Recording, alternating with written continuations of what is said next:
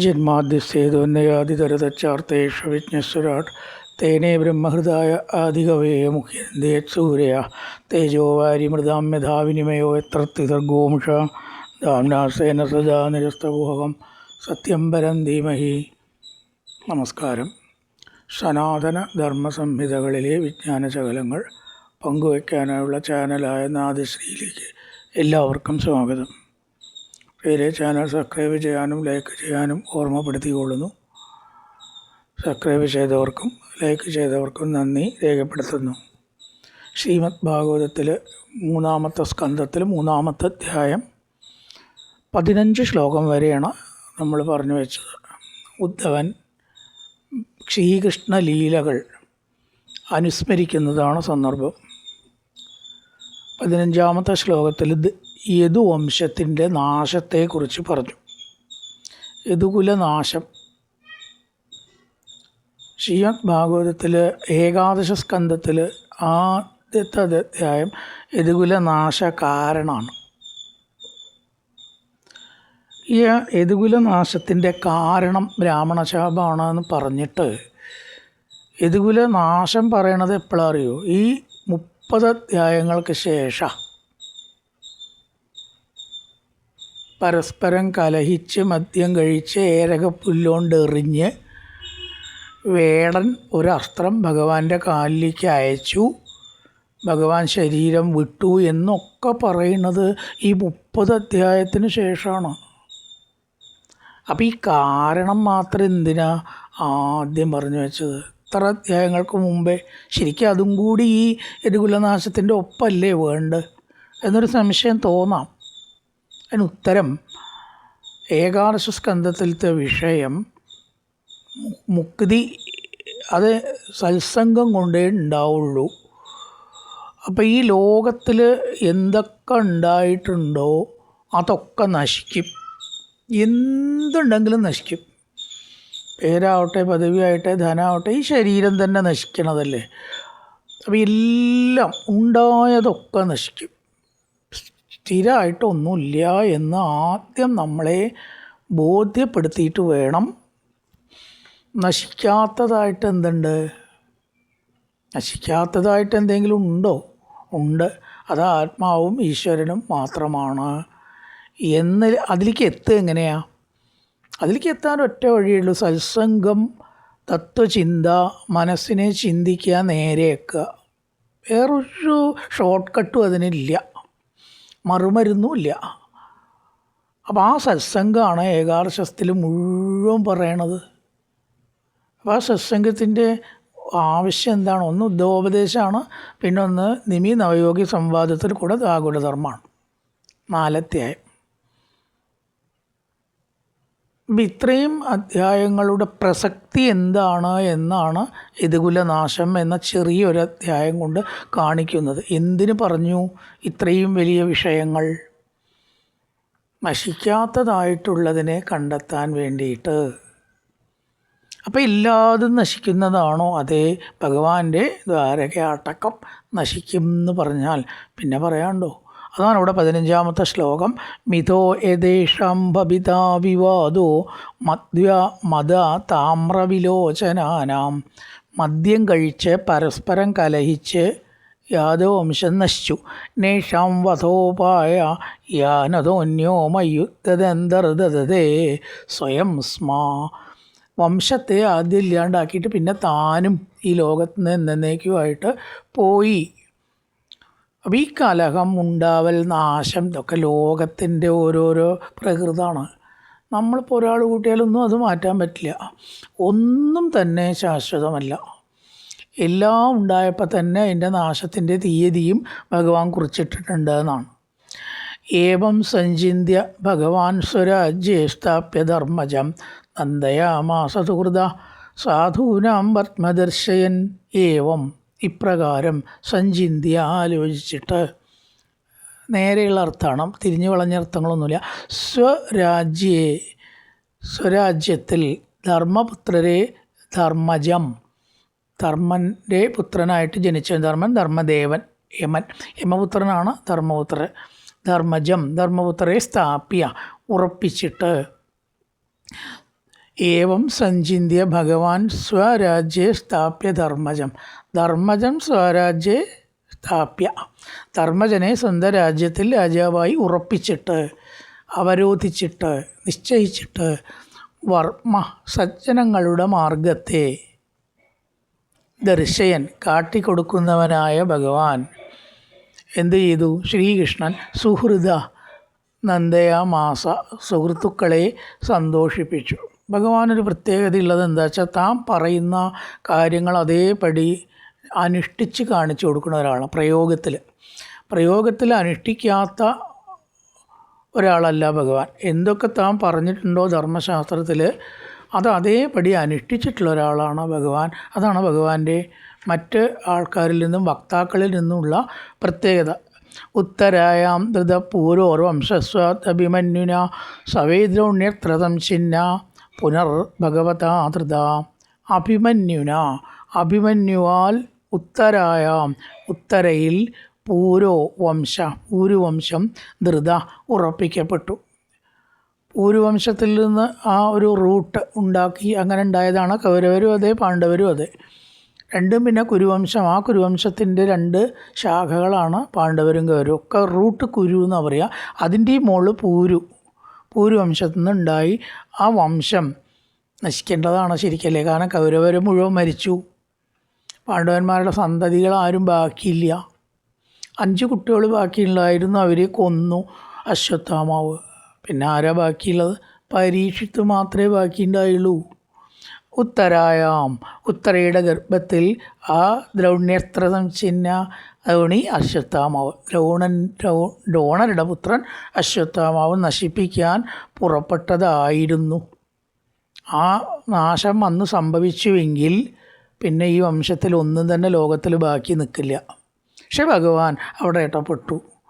തൻ്റെ ആ ഒരു സുദർശന ചക്രം കൊണ്ട് ഏത് ശത്രുദോഷത്തെയും എതിർക്കും, തടുത്ത് നിർത്തത്രേ സുദർശന ചക്രം. തടുത്ത് നിൽക്കുകയാണ്. അതിനെ തടുത്ത് ആ ഭക്തനെ രക്ഷിക്കും സുദർശന ചക്രം. ശക്തിൻ്റെതാണ്. സുദർശന മന്ത്രമൊക്കെ ശത്രുദോഷ മന്ത്രമായിട്ടാണ് പലപ്പോഴും പറയുക. ദ്രൗണ്യസ്ത്രതം ചിഹ്ന, അശ്വത്ഥാമാവിൻ്റെ അസ്ത്രത്താൽ ഖണ്ഡിക്കപ്പെട്ട ആ ഗർഭം മുറിച്ച് കഴിഞ്ഞിരിക്കുന്നു ശരിക്കും എന്നാണ് പറയണത്. എന്നിട്ടും രക്ഷിച്ചു ഭഗവാൻ. ഭഗവതാ പുനർധൃത, ഭഗവാനാൽ രക്ഷിക്കപ്പെട്ടു. അങ്ങനെ പരീക്ഷത്തുണ്ടായി. അങ്ങനെ പരീക്ഷത്ത് ഈ കഥകളൊക്കെ കേൾക്കാൻ അവിടെ ബാക്കിയായതാണ്. ഉത്തരായാം ധൃത പൂരോർ വംശസാത് അഭിമന്യുവിനാൽ ആ ഗർഭം അവിടെ ഉണ്ടായി. ആ വംശം ബാക്കിയാക്കപ്പെട്ടു. സ്വവൈദ്രൗണ്യസ്ത്രതം ചിഹ്ന, അശ്വത്ഥാമാവിനാൽ സംഛിന്നമാക്കപ്പെട്ട ആ ഗർഭത്തെ ഭഗവാൻ രക്ഷിച്ചു. ഭഗവതാ ധൃത, ഭഗവാനാൽ ആ വംശം ബാക്കിയാക്കപ്പെട്ടു. എന്നിട്ടാണ് ഭാഗവതം കേൾക്കാൻ പരീക്ഷിത്ത് ഉണ്ടായത്.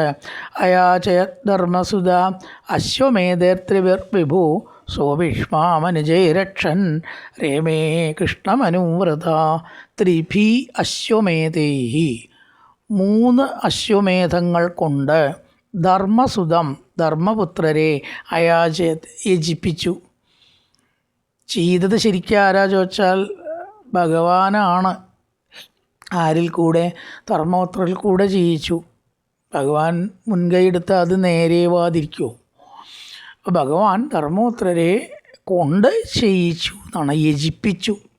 ഭഗവാനാണ് പിന്നിൽ, പിന്നെ അത് വിജയിക്കാതിരിക്കില്ല. ധർമ്മപുത്രർ ഒരു ഉപകരണം, അത്രയേ ഉള്ളൂ.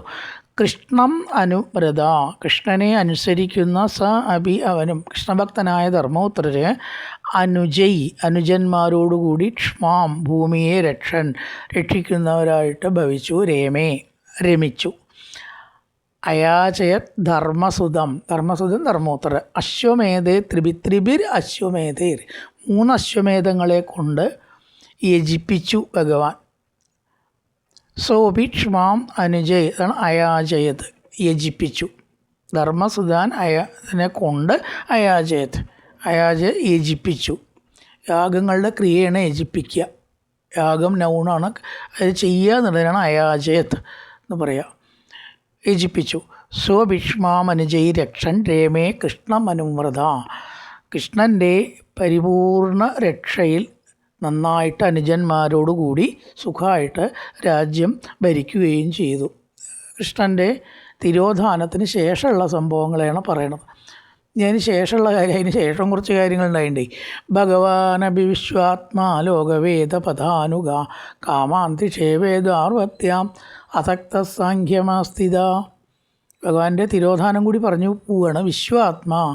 വിശ്വാത്മാവായിരിക്കുന്ന ലോകവേദ പദാനുഗ, ശാസ്ത്രത്തിലും വേദത്തിലും നിശ്ചയിച്ച മാർഗത്തോടു കൂടിയ ഭഗവാൻ സാഖ്യം ജ്ഞാനം എന്ന യോഗത്തെ ആസ്ഥിതം അംഗീകരിച്ചിട്ട്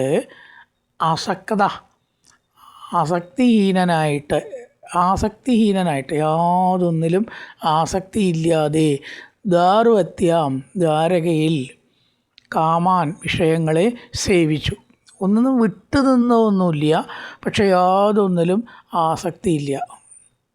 ഈ ആസക്തി ഇല്ലാതെ നമ്മൾ ഏത് കർമ്മം ചെയ്തുകൊണ്ടും കുഴപ്പമില്ല എന്നാണ്. ആസക്തിയാണ് നമുക്കത് രാഗദ്വേഷാദികളും, എന്നെ അപമാനിച്ചു അല്ലെങ്കിൽ എന്നെ പറഞ്ഞു അല്ലെങ്കിൽ ഒരാൾ പ്രശംസിച്ചു, അങ്ങനെയുള്ള ഭാവങ്ങളൊക്കെ ഉണ്ടാവുന്നത്. ഇതിൽ നിന്ന് വ്യത്യസ്തമായിട്ട് കർമ്മം ചെയ്യണം എന്നാണ് പറയണത്. അതിനാണ് വിഷ്ണു ഭക്തി ഏറ്റവും നമ്മളെ സഹായിക്കുക. വേറൊരു ഭക്തിയും നമ്മളെ അതിന് സഹായിക്കില്ല. എന്നാൽ ഇത് ഈ ലോകത്തിൽ ഏറ്റവും വേണ്ട ഒരു കാര്യമാണ്. ആസക്തി ഇല്ലാതെ വേണം കർമ്മം ചെയ്യാൻ. ശരിക്കും പറയാച്ചാൽ ഈ ദിവസം തുടങ്ങേണ്ടത് ആസക്തിയെ കളയാനാണ്. ദിവസം അവസാനിപ്പിക്കേണ്ടതോ ആസക്തിയെ കളയാനാണ്. ഒരു ദിവസം തുടങ്ങി ഒരു ദിവസം അവസാനിച്ചു, പിന്നെ ഇടയിലെന്താ ആസക്തി ഇല്ലാണ്ടിരിക്കണം. ദിവസം തുടങ്ങി അതങ്ങനത്തെ കൂടെ തന്നെ പോയി, അത് കൂടെ തന്നെ ദിവസം അവസാനിച്ചു, അത് കൂടെ തന്നെ ജീവിതവും ഒരാളുടെ അവസാനിക്കാനാണ് ഈ വിഷ്ണു ഭക്തി ശരിക്ക്. ഒരുപാട് ലോകകാര്യങ്ങൾ നമുക്ക് നേടാനല്ല. വിഷ്ണു ഭക്തിയുടെ ഉദ്ദേശം അതല്ല. അത് വളരെ പ്രധാനമാണ്. ഇനി അതിനാണ് ദേവീ ഭക്തി, മുരുകഭക്തി, മറ്റു ഭക്തി, ശിവഭക്തി ഒക്കെ ലോകകാര്യങ്ങൾക്ക് നമുക്ക് ആവശ്യവുമാണ്.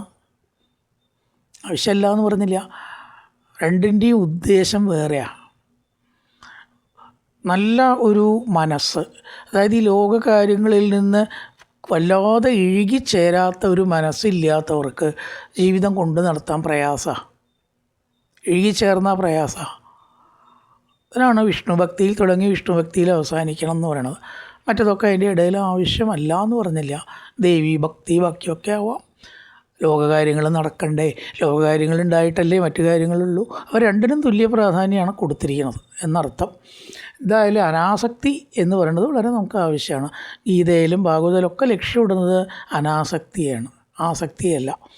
ഭഗവാനത് കാണിച്ചു കൊടുത്തു. പറയുക മാത്രമല്ല, കാമാൻ ശിഷേവേ ദ്വാരകയിൽ ആസക്ത സാഖ്യമാസ്ഥിത. സാഖ്യയോഗത്തിൻ്റെ ആ ഒരു സത്ത് ആയിരിക്കുന്ന അനാസക്തിയിൽ താൻ മുഴുകി. ഒന്നും കൂടി അങ്ങോട്ട് തീവ്രാക്കി അനാസക്തി. സ്നിഗ്ധസ്മിതാവലോകേന വാചാ പീയൂഷകൽപ്പയ ചാരിത്രേണാനവദ്യേന ശീരികേതേന ചാത്മനാ ഇമൻ ലോകമമുഞ്ചൈവ രമയൻ ഹൃദരാം യദുൻ രേമേ ക്ഷണദയാ ദത്ത ക്ഷണത്രീക്ഷണസൗഹൃദ.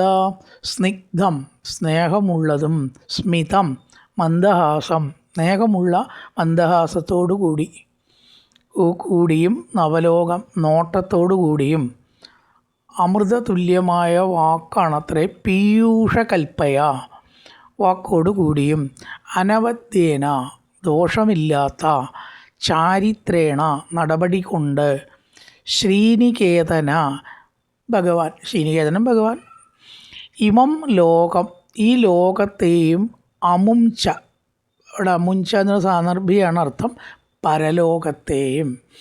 ലോകം കഴിഞ്ഞാൽ പിന്നെന്താ, പിന്നെ പരലോകമാണല്ലോ. അതാണ് അമുഞ്ച, പ്രോനൗണാണത്. അതിന് എന്തർത്ഥം വേണമെങ്കിലും നമുക്ക് ഉണ്ടാക്കാം ഈ അമും എന്നുള്ള വാക്കിന്. മറ്റേ ലോകം എന്നാണ് ഇപ്പോൾ അവിടെ ഉദ്ദേശിച്ചത്. എന്താ മറ്റേ ലോകം? പരലോകം. ഈ ലോകത്തെയും പരലോകത്തെയും സുതരോം ഏറ്റവും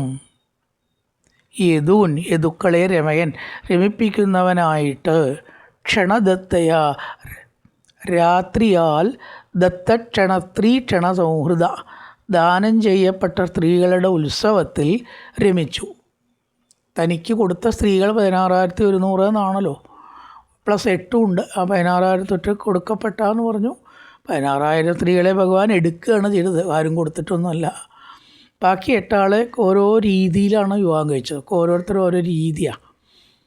പന്തയം നിശ്ചയിച്ചിട്ടും അവിടെ പോയിട്ട് അപഹരിച്ചിട്ടും അങ്ങനെയൊക്കെ. എന്തായാലും അവരോട് കൂടിയിട്ട് രമിച്ചു എന്ന് പറഞ്ഞിരിക്കുകയാണ്. പ്രധാനപ്പെട്ട അവതാര കാര്യങ്ങളെല്ലാം നിർവഹിച്ച് അനാസക്തിയോട് കൂടിയിട്ട് രമിച്ചു എന്നാണ്, ആസക്തിയോട് കൂടിയിട്ടല്ല. തസ്സൈവൻ രമമാണത്യസ്തംവത്സരഗണാൻ ബഹൂൻ ഗൃഹമേതേഷു യോഗേഷു വിരാഗസമജായത. ബഹുൻ സംവത്സരഗണാൻ, അനേകം സംവത്സരങ്ങളിൽ, ഏവൻ രമമാണസ്യ, ഇപ്രകാരം രമിച്ചു കൊണ്ടിരുന്ന, തസ്യ, അവന്, ആർക്ക്? ഭഗവാന്, ഗൃഹമേതേഷു, ഗൃഹസ്ഥാശ്രമ വിധികളിൽ, വിരാഗം ജനിച്ചു. കുറേ കഴിയുമ്പോൾ അതുണ്ടാവുന്നതാണ്. ഉണ്ടാവണം. എന്താ ഈ കണ്ടതന്നെ കാണുക, കഴിച്ചതന്നെ കഴിക്കുക, നാവിനെ രസിപ്പിക്കുക എന്നല്ലാണ്ട് ഇപ്പോൾ കേട്ടതന്നെ കേൾക്കാനുള്ളൂ. ഈ പുതിയത് വല്ലതുണ്ടോ? അങ്ങനെ വരുമ്പോൾ അവർക്ക് മരിക്കാൻ വലിയ വിഷമമൊന്നും ഉണ്ടാവില്ല. മാത്രമല്ല ഇത് തന്നെയൊക്കെ സത്യമായിട്ട് വിചാരിച്ച് ഒരാൾ ചോദിച്ചു അത്രേ, എന്താ എങ്ങനെ താൻ ദുഃഖിച്ചിരിക്കണത്? അല്ല, ഞാൻ അങ്ങനെ ആലോചിച്ചതാണ്, എൻ്റെ മകൻ മരിച്ചാൽ എന്നെ ആരാ നോക്കുക? എൻ്റെ മകൻ മരിച്ചാൽ എന്നെ ആരാ നോക്കുക? ഞാനുള്ളപ്പം മകൻ ഉള്ളപ്പം മകൻ നോക്കും. അപ്പോൾ മകൻ മരിച്ചാലും ആരുണ്ടാവും? താൻ ഉണ്ടാവും. അത് ചില പ്രത്യേക ഘട്ടങ്ങളിലുണ്ടാവും കേട്ടോ. മകൻ പായസമായിട്ട് മരിച്ചാൽ അങ്ങനെയാണല്ലോ സാധാരണഗതിയിലുണ്ടാവുമോ? ആരാദ്യം മരിക്കുക? അച്ഛൻ തന്നെ മരിക്കേണ്ടത്. ശരിക്കുള്ള ആയുസ്സോടു കൂടി മരിക്കുക വെച്ചാൽ പ്രായമുള്ളവരാദ്യം മരിക്കും. അപ്പോൾ ഇവയുടെ വിചാരം ഇപ്പം എന്താ ചോദിച്ചാൽ മകൻ മരിച്ചിട്ടും താൻ ഉണ്ടാവും. അത് എങ്ങനെയെങ്കിലും മരിച്ചിട്ടല്ല കേട്ടോ, വയസ്സായിട്ട് മകൻ മരിച്ചാൽ തന്നെ ആരാ നോക്കുക? അപ്പോൾ നമ്മുടെ ആ വിചാരം ഒന്ന് ആലോചിച്ച് നോക്കിയാൽ വിരാഗം വന്നിട്ടില്ല. ഇത്രയൊക്കെ ആയിട്ടും ഈ ശരീരം കൊണ്ട് നമുക്ക് സുഖമല്ല കിട്ടണത് എന്ന് മനസ്സിലാവണില്ല. മനസ്സുകൊണ്ടും രോഗങ്ങളെ കൊണ്ട് 2 പ്രശ്നമാത്രേ നമുക്കുള്ളത്. ഒന്ന് മനസ്സ്, അത് ഏറ്റവും വലിയ പ്രശ്നമാണ്. നമ്മുടെ ഏറ്റവും സ്വസ്ഥത കെടുത്തുന്നത് ആരാ ചോദിച്ചാൽ മറ്റുള്ളവരല്ല, മനസ്സാണ്, നമ്മുടെ തന്നെ മനസ്സാണ്. പിന്നെ രോഗങ്ങളും. ഇതില്ലാതെ പറ്റുമോ? ശരീരമുള്ളിടത്തോളം മനസ്സും ഉണ്ടാവും, രോഗങ്ങളും ഉണ്ടാവും, അതുകൊണ്ടുള്ള കുഴപ്പങ്ങളും ഉണ്ടാവും. അപ്പോൾ അത് ഇനി പൊക്കോട്ടെ, ഇനി വേണ്ടത് എന്നൊരു തോന്നൽ വന്നാൽ അയാൾ രക്ഷപ്പെട്ടു എന്നാണ്. തസ്സൈവൻ രമമാണസ്യ സംവത്സരഗണാൻ ബഹൂൻ, അനവധി കാലം ജീവിച്ച് മതി വന്നു. ഇനി കണ്ടതന്നെ കാണുക, കേട്ടതന്നെ കേൾക്കുക. ഗൃഹമേതേഷു യോഗേഷു വിരാഗസമജായത, മതിയാക്കുക നല്ലത്. ഇനിയിപ്പോൾ ഇതിങ്ങനെ കൊണ്ടുപോയിട്ട് വലിയ കാര്യമൊന്നുമില്ല. ഭഗവാൻ ഇപ്പോൾ പറയാച്ച രോഗങ്ങളൊന്നും വരില്ല. ഭഗവാന്റെ മനസ്സ് ഭഗവാന് ശത്രുവല്ല. അതൊക്കെ ആയിട്ടും ഭഗവാന് വിരാഗം വന്നു എന്നാണ്. ശത്രുവായിട്ടുള്ള മനസ്സും ഇല്ല, രോഗവും ഇല്ല, എന്നിട്ടും മടുത്തു എന്ന് പറഞ്ഞാൽ അപ്പം നമ്മുടെയൊക്കെ സ്ഥിതി ഒന്ന് ആലോചിച്ചു. എത്ര മടുപ്പ് വരണം, എന്നിട്ടും എന്താ ഈ മടുപ്പ് വരാത്ത ചോദിച്ചാൽ നിശ്ചല്യ. അതന്നെയാണ് അത്ഭുതം, പ്രപഞ്ചത്തിലത്തെ ഒരത്ഭുതം. ദൈവാധീനേഷു കാമേഷു ദൈവാധീന സ്വയം പുമാൻ കോ വിശ്രംഭേദയോഗേന യോഗേശ്വരമനും വ്രത. സ്വയം ദൈവാധീന, താൻ തന്നെ കർമ്മത്തിന് അധീനനായിട്ട്, പ്രാരബ്ധ കർമ്മബലത്തിന് അധീനനായിട്ട്, പുമാൻ പുരുഷൻ, ഏതൊരുവൻ, എന്ന് പറഞ്ഞാൽ ഏതൊരുവൻ, യോഗേന ഭക്തി യോഗത്താൽ, യോഗേശ്വരം യോഗബലദാതാവായിട്ട് ഈശ്വരനെ, യോഗേശ്വരനെ ഈശ്വരനെ അനുസരിക്കുന്നവനായിട്ട്, ദൈവാധീനേഷു പ്രാരബ്ധ കർമ്മങ്ങളെ അനുസരിച്ച് വന്നു ചേരുന്ന, കാമേഷു വിഷയസുഖങ്ങളിൽ വിശ്രംഭേദ വിശ്വസിക്കും. ഏതൊരു രീതിയിൽ നമ്മൾ ജീവിക്കണം എന്ന് നിശ്ചയിക്കുന്നത് നമ്മളല്ല എന്നാണ്. നോക്കണം. ഏതോ ഒരാൾ പറഞ്ഞു എന്ന് കേട്ടിട്ടുണ്ട്, നമ്മുടെ വിധികർത്താവ് നമ്മൾ തന്നെയാണ്. എങ്ങനെ? നമ്മുടെ വിധികർത്താവ് നമ്മൾ തന്നെയാണ് എന്ന് പറഞ്ഞാൽ അത് ഒരർത്ഥത്തിൽ മാത്രം ശരിയാണ്.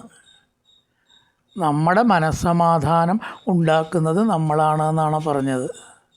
കാരണം നമ്മുടെ ഭാവി, നമ്മുടെ ജീവിതം നിശ്ചയിക്കുന്നത് ഒരിക്കലും നമ്മളല്ല. നമുക്കതിലൊരു അധികാരമില്ല. ചിലർക്ക് അങ്ങനെ നടക്കുന്നുണ്ടെങ്കിൽ അത് എന്തുകൊണ്ടാണെന്ന് ചോദിച്ചാൽ അവരുടെ പൂർവ്വജന്മ കർമ്മം കൊണ്ടും പൂർവ്വജന്മ കർമ്മങ്ങളാണ് ഈ ജന്മത്തെ നിയന്ത്രിക്കുന്നത്. ഒരു പരിധിവരെ ഇന്ന രീതിയിൽ നമ്മൾ ജീവിക്കണം എന്ന് നേരത്തെ നിശ്ചയിച്ചിട്ടുണ്ടാവുന്നതാണ്. ഒരാളും അങ്ങനെ അനുസരിച്ചിട്ടല്ല പോകുന്നത്. പഠിച്ചതിനനുസരിച്ചുള്ള ജോലി ആണോ പലർക്കും കിട്ടണത്? എനിക്കാണെച്ചാൽ 25 വയസ്സിന് താഴെ ജോലി കിട്ടണം ഈശ്വര എന്ന് ചിലർ പ്രാർത്ഥിക്കണു. 30 വയസ്സായിട്ട് ജോലി കിട്ടുന്നുണ്ടോ? ഉദ്ദേശിച്ച ജോലിയാണോ കിട്ടണത്? ആലോചിച്ച് നോക്കൂ. അപ്പം പല കാര്യങ്ങളും ഒരാൾ വിവാഹം കഴിച്ച് പിറ്റേ ദിവസം ഭാര്യ തളർന്ന് വീണു. 15 കൊല്ലം ആ ഭാര്യയെ ശുശ്രൂഷിക്കേണ്ടി വന്നു അയാൾക്ക്. ഇത് വിചാരിച്ചിട്ടാണോ അയാൾ വിവാഹം കഴിച്ചത്? അപ്പോൾ പല കാര്യങ്ങളും അനുഭവങ്ങളും നമ്മൾ മനസ്സിലാക്കേണ്ടത് നമ്മുടെ ആ ഒരു പദ്ധതിക്ക് അനുസരിച്ചിട്ടല്ല. ഇതൊക്കെ നമ്മുടെ പൂർവജന്മകർമ്മമാണ്. അതുകൊണ്ട് ഈ ദൈവാധീനേഷു കാമേഷു എല്ലാം ദൈവാധീനമാണ്. ദൈവാധീനം ജഗത് സർവം. ദൈവാധീന സ്വയം പുമാൻ. എല്ലാ മനുഷ്യരും ദൈവ വിധിക്ക് വിധേയരാണ്. നമ്മുടെ ഇച്ഛയ്ക്കനുസരിച്ചല്ല നമ്മൾ പോകുന്നത്. നമ്മൾ സ്വതവേ പറയാറുള്ളൊരു വാക്കാണ്, നിങ്ങൾ എൻ്റെ കഴുത്തിൽ താലി കെട്ടിയ മുതൽക്ക് ഞാൻ കഷ്ടത്തിലായി. ഇയാളും പറയും, എന്ന് നിൻ്റെ കഴുത്തിൽ ഞാൻ താലി കെട്ടിയോ അന്നാണ് ഞാൻ കഷ്ടത്തിലായത്. ഇത് രണ്ടും തെറ്റാണ്. എന്തുകൊണ്ടാണ് അങ്ങനെ വരാൻ കാരണമായത് അത് നോക്കണമല്ലോ. നല്ലൊരാളുടെ കഴുത്തിൽ താലി കെട്ടായിരുന്നില്ലേ? നല്ലൊരാളെ കൊണ്ട് കെട്ടിക്കായിരുന്നില്ലേ? അത് നമ്മുടെ വിധിയല്ലേ. എത്ര ആലോചനകൾ വന്നിട്ടാണ് ഒരാലോചന ശരിയാവുന്നത്? എന്തേ മറ്റതൊക്കെ ക്യാൻസലായി? അപ്പോൾ ഇതൊക്കെ ഈ ശ്ലോകങ്ങളൊക്കെ നമ്മൾ മനസ്സിലാക്കേണ്ടത്. ദൈവാധീനേഷു കാമേഷു ദൈവാധീന സ്വയം പുമാൻ. നമ്മുടെ കർമ്മമാണ് നമ്മൾ അനുഭവിക്കുന്നത്. ഒരിക്കലും അതിനെ വേറൊരാളെ കുറ്റം പറഞ്ഞിട്ട് കാര്യമില്ല. കോ വിശ്രംഭേദയോഗേന. ആരാണ് ഈ യോഗക്ഷേമത്തിൽ വിശ്വസിക്കുക? അതിൽ നമ്മുടെ കയ്യിലല്ല എന്നർത്ഥം. യോഗേശ്വരമനുവ്രത. ഭഗവാനിൽ വിശ്വാസമുള്ളവരെല്ലാം ഈ തത്വം മനസ്സിലാക്കി ജീവിക്കും. അല്ലാത്തവരൊക്കെ പരസ്പരം കുറ്റം ചാരി ജീവിതം ഒരു നരകമാക്കി മാറ്റും. ഈശ്വരവിശ്വാസികൾക്ക് അതാണ് യോഗേശ്വരം അനുവ്രത. ഈശ്വരനെ അനുസരിക്കുന്നവരാരും തൻ്റെ അനുഭവങ്ങൾക്ക് മറ്റൊരാളെ കുറ്റം പറയാറില്ല. പുര്യാം കഥാചിത് ക്രീഡഭിർ യദുഭോജകുമാരൈ കോവിദാമുനയശേബുർ ഭഗവൻ മതകോവിദ. ഇതാണ്. ഇതൊക്കെ കുറച്ച് വായിക്കുക, കേൾക്കുക, ഇതൊക്കെ ചെയ്യണം മനുഷ്യൻ എന്ന് പറയണത്. എത്ര കാര്യങ്ങളാണ് അതിൽ പറയണത് ആലോചിച്ച് നോക്കൂ. ഞാൻ പറയുകയാണെങ്കിൽ ഗീതയിൽ പോലും പ്രസ്താവിക്കാത്ത കാര്യങ്ങൾ ഭാഗവത്തിൽ പറയുന്നുണ്ട്. ഇങ്ങനൊരു സംഗതി ഗീതയിൽ പറയണ്ടോയെന്ന് അറിയില്ല കേട്ടോ. അത്ര ഒരിക്കലും ബുദ്ധിയിൽ വരുന്നില്ല എന്നേ ഉള്ളൂ. ഉണ്ടാവാം. നമ്മുടെ പൂർവ്വജന്മ കർമ്മങ്ങളാണ് ഈ ജന്മത്തിൽ നിശ്ചയിക്കുന്നത് എന്നർത്ഥം വരുന്ന ശ്ലോകം ഏതെങ്കിലും അധ്യായത്തിൽ ഉണ്ടാവാം. പക്ഷെ ഇതിൽ വളരെ വ്യക്തമായിട്ട് പറയുന്നുണ്ട്. പറയുകയാണ് പുര്യാം പട്ടണത്തിൽ, ദ്വാരകയിൽ, കഥാചിത് ഒരു നാൾ, ക്രീഡഭി കളിച്ചുകൊണ്ടിരിക്കുന്ന യദുഭോജകുമാരകൈ. യദുക്കൾ കുട്ടികൾ, കുമാരകന്മാർ കുട്ടികൾ, കോപിത കോപിക്കപ്പെട്ടവരും, ഭഗവൻ മതകോപിത ഭക്തന്മാരുമായ മുനികൾ ശപിച്ചു. അങ്ങനെയാണ് ശാപം നാശത്തിന് കാരണം ഉണ്ടായത്. ഓരോരോ കാരണം ഓരോന്നിൻ്റെ നാശത്തിന് ഉണ്ടാവും. ഭഗവാൻ നിശ്ചയിക്കുന്നതാണത്. അല്ലാണ്ട് അത് ആര് നിശ്ചയിക്കണോ, എങ്ങനെ നിശ്ചയിക്കണോ, അങ്ങനെ ആവാമായിരുന്നു, ഇങ്ങനെ ആവാമായിരുന്നു, ഒഴിവാക്കാമായിരുന്നു, ഈ മായിരുന്നു എന്നുകൊണ്ട് വല്ല കാര്യമുണ്ടോ? ആയില്ലല്ലോ, ആക്കാൻ പറ്റില്ല. അങ്ങനെയാണ് അതിൻ്റെ സ്ഥിതി. അപ്പോൾ ഇവിടെ ബ്രാഹ്മണ ശാപം അല്ലെങ്കിൽ മുനിശാപമാണ് ഉണ്ടായത്. രണ്ടും ഒന്ന് തന്നെ. ഏകദേശം ബ്രാഹ്മണർ തന്നെയാണ് മുനികൾ. അവരുടെ ശാപം, ഗർഭിണിയായിട്ടുള്ള സ്ത്രീവേഷം കെട്ടിച്ചു സാമ്പനെ ഇവൾ ആരെ പ്രസവിക്കും എന്ന് ത്രികാലജ്ഞാനികളായിട്ടുള്ള അവരോട് ചോദിച്ചു. ദേഷ്യം വന്നവർ ശപിച്ചു, ഇരുമ്പോലയ്ക്ക പ്രസവിക്കും. തത കതിപയർ മാസയർ വൃഷ്ണിഭോജാന്തകാതയ. ആണ് പുര്യാങ്കതാജിത് ക്രീഡബി. ശുഭകർമ്മങ്ങൾ അവിടെ നടത്തിക്കൊണ്ടിരിക്കുമ്പോൾ ഇവിടെ കളിച്ചുകൊണ്ടിരിക്കുന്ന യദുകുമാരകന്മാർ, കുട്ടികൾ മഹർഷിമാരെ കളിയാക്കി, പരിഹസിച്ചു, പരീക്ഷിച്ചു. ഇങ്ങനെയാ ഗർഭിണിയായിട്ടുള്ള സാമ്പൻ ആൺകുട്ടിയെ പ്രസവിക്കുമോ പെൺകുട്ടിയെ പ്രസവിക്കുമോ എന്ന് ചോദിച്ചിട്ട് പാടുമോ മഹാന്മാരോട് കളിക്കാൻ? കോപിതാമുനയ, ശരിക്കും അവർക്ക് ദേഷ്യം വരാറില്ല. എന്നാലും ഇവിടെ ദേഷ്യം വന്നു. എന്തുകൊണ്ട്? സർവം ഭവത് പ്രേരണൈവ ഭൂമൻ, എല്ലാം ഭഗവാന്റെ പ്രേരണയാണ്. ദേഷ്യം വന്നാലും വേണ്ടത് പറഞ്ഞാലും വേണ്ടാത്തത് പറഞ്ഞാലും ആരാണ് പറയിപ്പിക്കുന്നത്? ഒക്കെ ഈശ്വരനാണ് ഒരു പരിധി വരെ നമ്മളെ പറയിപ്പിക്കുന്നത്. നമ്മുടെ വിധികർത്താക്കൾ നമ്മളല്ല എന്ന് പറഞ്ഞുവല്ലോ. അവരാൽ പ്രേരിപ്പിക്കപ്പെട്ട് കോപിച്ചു. കോപിതാമുനയ ശേബുർ, അവിടെ പാസീവ് വോയിസ് ഉപയോഗിച്ചിരിക്കുന്നത്. അവർ കോപിപ്പിക്കപ്പെട്ടതാണ്. കുട്ടികളുടെ പ്രവൃത്തി കൊണ്ടും ആവാം, ഭഗവാന്റെ പ്രേരണ കൊണ്ടും ആവാം. നശിക്കാൻ കാരണം ഉണ്ടാവണ്ടേ? കോപിതാമുനയ ശേബുർ ഭഗവൻ മത കോപിത, ഭഗവാന്റെ അഭിപ്രായത്താൽ എന്ന് തന്നെ അവിടെ വ്യക്തമാക്കിയിട്ടുണ്ട്. ഭഗവാന്റെ അഭിപ്രായം അറിഞ്ഞിട്ട് അവർ ശപിച്ചു. ഇവിടെ ശപിക്കുന്നത് തെറ്റല്ല എന്ന് സ്വയം വിലയിരുത്തി ശപിച്ചു. ഒരു നിമിഷത്തിൽ എന്തെങ്കിലും കാണിച്ച് ശപിച്ചതല്ല എന്നർത്ഥം. തതക്കതിപയർ മാസേർ വിഷ്ണിഭോജാന്തകാതയ പ്രഭാസം തംഭൃട്ട ദേവവിമോഹിത.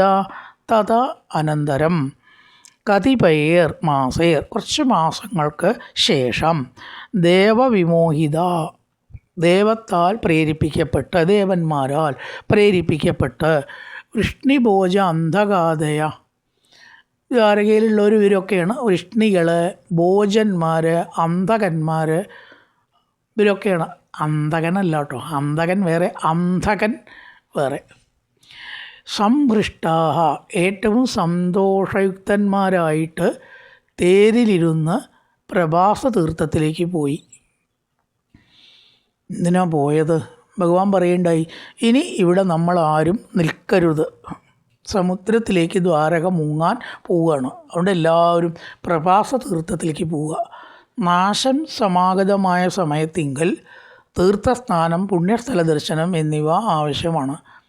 അതേ അവസാനം വരേക്കും അങ്ങോട്ട് കിട്ടുള്ളൂ, ഇവിടെ ഉള്ളതൊന്നും കിട്ടില്ലല്ലോ. അപ്പോൾ എല്ലാവരും പുണ്യസ്ഥലം പ്രഭാസ തീർത്ഥത്തിലേക്ക് സ്നാനം ചെയ്യാൻ പോകേണ്ടതാണ് എന്ന് വിളംബരം ചെയ്തു. ന വസ്തവ്യമിഹാസ്മാഭിർ ജിജീവിഷുവിരാര്യക, അല്ലയോ സജ്ജനങ്ങളെ, ജീവിതത്തിൽ ആശയുള്ളവർ, കൊതിയുള്ളവർ ഇനി ഇവിടെ വസിക്കരുത്. വയം പ്രഭാസം യാസ്യാമോ, നമുക്ക് പ്രഭാസ തീർത്ഥത്തിലേക്ക് പോകാം. ഫസ്റ്റ് പേഴ്സൺ പ്ലൂരൽ പറയുന്നതാണ് യാസ്യാമോ, പോകാം. ഭഗവാനും അതിൽ ഉൾപ്പെട്ടു. തതക്കതിപയർ മാസേർ, അല്പമാസങ്ങൾക്കു ശേഷം, വൃഷ്ണിഭോജാന്തകാതയ അവർ, യയുപ്രഭാസം സംവൃട്ട രഥേർ ദേവവിമോഹിത, രഥത്തിലിരുന്ന് പ്രഭാസം പ്രഭാസ തീർത്ഥത്തിലേക്ക് പോയി. എന്നിട്ടോ തത്ര സ്നാത്വാ പിതൃദേവാൻ ഋഷീശ്ചൈവ തദംബസ തർപ്പയിത്വാദ വിപ്രേഭ്യോ ഗാവോ ബഹുഗുണാദതു. തത്ര, അതിൽ, സ്നാത്വ, സ്നാനം ചെയ്തിട്ട്, പ്രഭാസ തീർത്ഥത്തിൽ സ്നാനം ചെയ്തിട്ട്, എപ്പോഴും ഉണ്ടെന്ന് പറഞ്ഞാൽ ഗുജറാത്തിൽ ആ സമുദ്രതീരത്തായിട്ട് ഈ പ്രഭാസ തീർത്ഥം ഒക്കെ എപ്പോഴും ഉണ്ടത്രേ. തദംബസ, അതിലെ ജലത്തിൽ പിതൃക്കളെയും ദേവന്മാരെയും ഋഷീൻഷ, ഋഷികളെയും തർപ്പയിത്വ, തർപ്പണം ചെയ്തിട്ട്, ദേവയജ്ഞം, പിതൃയജ്ഞം, ഋഷിയജ്ഞം, നരയജ്ഞം, ഭൂതയജ്ഞം, ഈ 5 യജ്ഞം ഗൃഹസ്ഥൻ അനുഷ്ഠിക്കേണ്ടതുണ്ട്. പുരാണം പാരായണം ചെയ്യുക, വായിക്കുക, ചിന്തിക്കുക, ഇതൊക്കെയാണ് ഋഷിയജ്ഞം. ഒരു ഗൃഹസ്ഥൻ്റെ ധർമ്മമാണെന്നാണ്. പിന്നെ പിതൃയജ്ഞം, അതെന്താ വെച്ചാൽ ജീവിച്ചിരിക്കുന്ന അച്ഛനമ്മമാരെ നോക്കൽ. മരിച്ചു പോയവർക്ക് ശാന്തോട്ടൽ ഒരു വശം മാത്രമേ ആവുന്നുള്ളൂ, അതുകൊണ്ട് കാര്യമില്ല, ജീവിച്ചിരിക്കുമ്പോൾ നോക്കുക. അതുമുണ്ട്, അതും പിതൃയജ്ഞമാണ്. കുട്ടികളെ നേരെ നോക്കുക. ഈ 3 ഭാഗമായിട്ട് തിരിക്കാം പിതൃയജ്ഞം. പലരും മനസ്സിലാക്കിയിരിക്കുന്ന പിതൃയജ്ഞം എന്ന് പറഞ്ഞാൽ മരിച്ചവർക്ക് ചാത്തോട്ടൽ മാത്രമാണെന്ന്. അത് മാത്രമല്ല, ജീവിച്ചിരിക്കുന്ന അച്ഛനമ്മമാരെ മനസ്താപം കൂടാതെ നോക്കലും തൻ്റെ കുട്ടികളെ നോക്കലും അതിൻ്റെ ഭാഗമാണ്. എന്നിട്ട് മരിച്ചവർക്ക് ചാത്തോട്ടലും കൂടിയാണ് 3 ഭാഗമുണ്ട് അതിന്. പിതൃൻ, തർപ്പയിത്വ, തർപ്പണം മുതലായിട്ടതൊക്കെ ചെയ്തിട്ട് വിപ്രേഭ്യോ ബ്രാഹ്മണർക്കായി കൊണ്ട് ദാനം ധാരാളം ചെയ്തു. ദാനം നമ്മുടെ ജീവിതത്തിലെ പ്രധാന ഘട്ടം ഒരു സംഗതിയാണ്, സൽക്കർമ്മം എന്നാണ് പറയണത്. ഈ വെടിക്കെട്ടിനും പൂരത്തിനും പൈസ കൊടുക്കണതല്ല കേട്ടോ ദാനം. പൂരത്തിനും വെടി പൊട്ടിക്കാൻ വേണ്ടിയിട്ട് ജനങ്ങളുടെ ജീവന് ഭീഷണി ഉയർത്തണേന് ഞാൻ 500 റുപ്യ നൽകി 1,00,000 റുപ്യ എൻ്റെ വെടിക്കെട്ട് സ്പോൺസറിങ് ആണെന്ന് പറഞ്ഞാണ്ടല്ലോ, ദാനമല്ല, നാശത്തിലേക്കുള്ള വഴിയാണത്. നാശത്തിലേക്കുള്ള വഴിയാണത്. ഇതൊന്നും ഒരു വേദത്തിലും ഒരു ശാസ്ത്രത്തിലും പറയാത്തതാണ് വെടിക്കെട്ട്.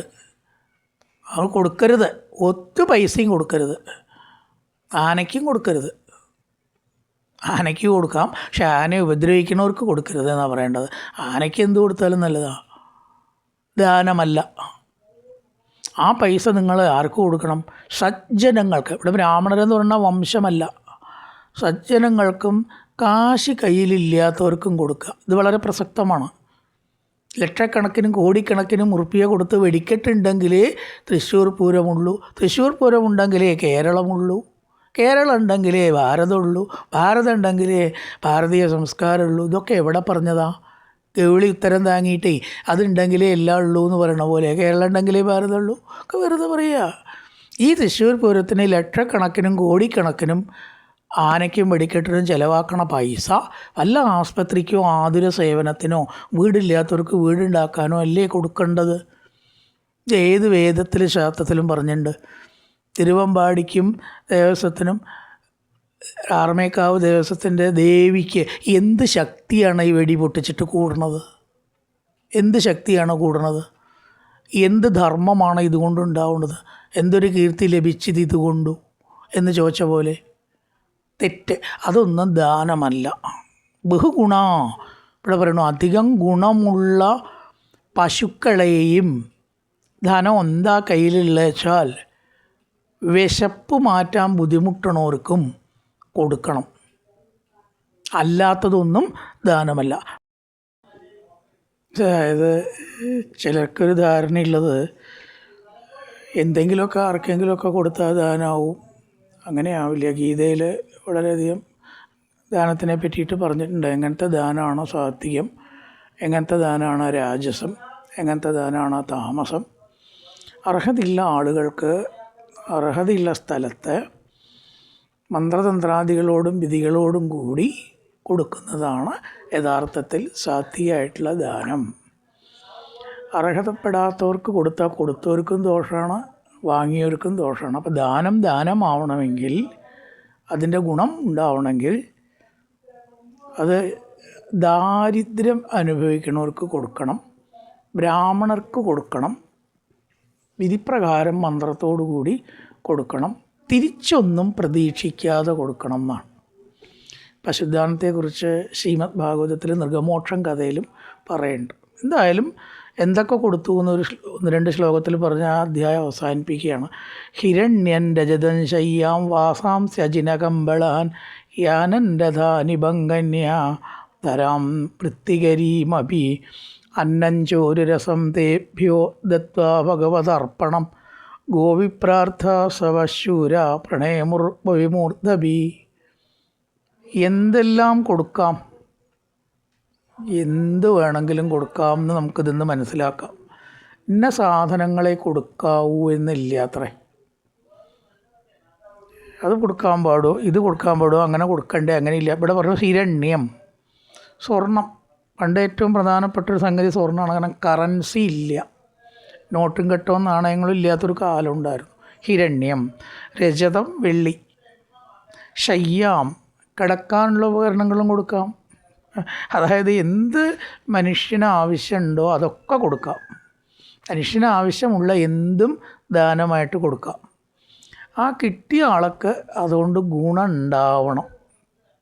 ധാരാളം പൈസക്കാരന് കൊടുത്തിട്ട് കാര്യമില്ല. എന്താ അയാൾക്ക് ഇല്ലാത്ത, അയാൾക്ക് ആവശ്യം ഉണ്ടാവും വേണം, അങ്ങനത്തെ കൊടുക്കാവൂ. ശയ്യാം, അത് എന്തും ആവാം എന്നാണ്. മൊബൈൽ വേണ്ടവർക്ക് മൊബൈൽ കൊടുത്താൽ അതൊരു ദാനമാണ്. അത് വേണ്ട ആളൊക്കെ ആവണം, താങ്ങാൻ ബുദ്ധിമുട്ടുള്ള ആളാവണം, ആവശ്യമുള്ള ആളാവണം, മൊബൈൽ കയ്യിലില്ലാത്ത ആളാവണം. അപ്പോൾ അതും കൊടുക്കാം. വാസാംസി വസ്ത്രങ്ങൾ, ഇഷ്ടംപോലെ വസ്ത്രങ്ങളുള്ള ആൾക്ക് കൊടുത്തിട്ട് ദാനാവില്ല. വസ്ത്രം കൊടുക്കാൻ ബുദ്ധിമുട്ടുണ്ടാവുന്ന ആൾക്ക് വസ്ത്രം കൊടുക്കാം. അജിനം കമ്പളാൻ, കൃഷ്ണാമൃഗത്തിൻ്റെ തോല് അന്നതിലിരുന്നിട്ടാണ് പണ്ട് തപസ് ചെയ്യുക. അത് നല്ലൊരു ദാനാത്രേ വേണ്ടവർക്ക്. കമ്പിളി, രഥാൻ തേര് വേണോ, നീ കാറാണോ കൊടുക്കുക ഇഷ്ടച്ചാൽ കൊടുക്കാം. ഒരുപാട് ഉള്ള ആൾക്ക് കൊടുക്കരുത്. ഒരു കാറ് വാങ്ങാൻ ബുദ്ധിമുട്ടുന്ന ഒരാളാണ്, അയാൾക്കൊരു കാറ് വേണമെങ്കിൽ പൈസ ഇല്ലാത്ത ഒരാൾക്ക് കാറ് കൊടുക്കാം. അതുകൊണ്ട് രഥം എന്ന് പറഞ്ഞത്. ഇന്നത്തെ രീതിയിൽ കാറ് എന്ന് പറഞ്ഞു എന്നേ ഉള്ളൂ. കന്യാദാനം എന്ന് പറഞ്ഞാൽ എന്താണ്? വിവാഹം കഴിക്കേണ്ട ഒരാൾക്ക് കന്യയെ തരാക്കി കൊടുക്കുക. തൻ്റെ മകളാവണമെന്നില്ല, വേറെ ആരെങ്കിലും ഏർപ്പാടാക്കി കൊടുക്കുക. അതാണ് കന്യ. ഒരു രസം അന്നം, ഭക്ഷണം വേണ്ടവർക്കോ ഭക്ഷണം കൊടുക്കുക. വേണ്ടവർക്ക് കൊടുക്കണം. ഭക്ഷണത്തിന് ബുദ്ധിമുട്ടുന്ന ഒരാൾക്ക് ഭക്ഷണം കൊടുക്കണം. ധാരാളം ഉണ്ട് നടക്കണവർക്ക് ചോറ് കൊടുത്തിട്ട് ഒരു കാര്യമില്ല, അത് ദാനത്തിൽ പെടില്ല. ഇപ്പൊക്കെ അങ്ങനെയാണ് അന്നദാനം. ധാരാളം സാമ്പത്തിക കഴിവുള്ളവരാണ് ക്ഷേത്രത്തിൽ വന്ന് ഊണയിക്കണത് അല്ലേ. അങ്ങനത്തെവർക്ക് അന്നദാനം പറഞ്ഞിട്ടില്ല. അത് ദാനമാവണമെങ്കിൽ അതിന് പേരൊന്ന് മാറ്റി നമ്മളിപ്പോൾ പ്രസാദ ഊട്ടാക്കി. അതിൽ കാര്യമൊന്നുമില്ല. ഭക്ഷണം കഴിക്കേണ്ടവർക്കാണ് കൊടുക്കേണ്ടത്. അന്നം ചോറ് രസം, ഗോവിപ്രാർത്ഥാസഭ, പശുക്കൾ വേണ്ടവർക്ക് പശുക്കൾ. പിന്നെ ശൂരന്മാർ അജിനം, കൃഷ്ണാമൃഗത്തെ. ലവകുശന്മാർ രാമായണം പാടിയപ്പോൾ ഇങ്ങനത്തെ കാര്യങ്ങളൊക്കെ കിട്ടിയതായിട്ട് പറയണു. രാമായണത്തിൽ നോക്കിയാൽ കാണാം. പീഠങ്ങൾ, ഇരിക്കാനുള്ള സാധനങ്ങൾ, ജീവിതത്തിലേക്ക് ആവശ്യമുള്ള വസ്തുക്കൾ, ഭക്ഷണ സാധനങ്ങൾ, ഇങ്ങനെ ഒരുപാട് കാര്യങ്ങൾ. കൃഷ്ണാജിനം, ഇതൊക്കെ ലവകുശന്മാർക്ക് രാമായണത്തിന് ദക്ഷിണയായിട്ട് കൊടുത്തു എന്ന് പറയുന്നുണ്ട്. പിന്നെ യാനം, വാഹനത്തെ, ആനയെ, ഇഭം ആനയെ, വൃത്തികരി, ഉപജീവനത്തിന് മതിയായ ഭൂമി. ഒരാൾക്ക് കുറച്ച് ഭൂമിയെ ദാനം കൊടുക്കേണ്ട വെച്ചാൽ അതും കൊടുക്കാം. തേഭ്യ, അവരെ കൊണ്ട് ഭഗവാനായി സമർപ്പിച്ച് ദാനം ചെയ്തു. കൊടുക്കണതൊരു വ്യക്തിക്കാണെങ്കിൽ അത് ആർക്ക് സമർപ്പിക്കണമെന്ന് ഭാവേന കൊടുക്കണം. ഭഗവാന് സമർപ്പിക്കണു എന്ന ഭാവേന. ശരീരത്തിൻ്റെ ഉള്ളിലുള്ള ആൾ സന്തോഷിച്ചാൽ ആത്മാവ്, ആ പരമാത്മാവാണ് സന്തോഷിക്കുന്നത്. ഇതെല്ലാം ഭഗവത് പ്രീതിയെ ഉദ്ദേശിച്ച് ബ്രാഹ്മണർക്ക് ദാനം ചെയ്ത് അവരെ സാഷ്ടാംഗം നമസ്കരിച്ചു, ബഹുമാനിച്ച് നമസ്കരിച്ചു എന്നും പറഞ്ഞിട്ടാണ് ആ അധ്യായം അവസാനിപ്പിക്കുന്നത്. കായേന വാചാ മനസേന്ദ്രിയർവാ ബുദ്ധ്യാത്മനാ വാ പ്രകൃതേ സ്വഭാവാൻ കരോതി യത്യസകലം പരസ്മൈ നാരായണായേതി സമർപ്പയാമി.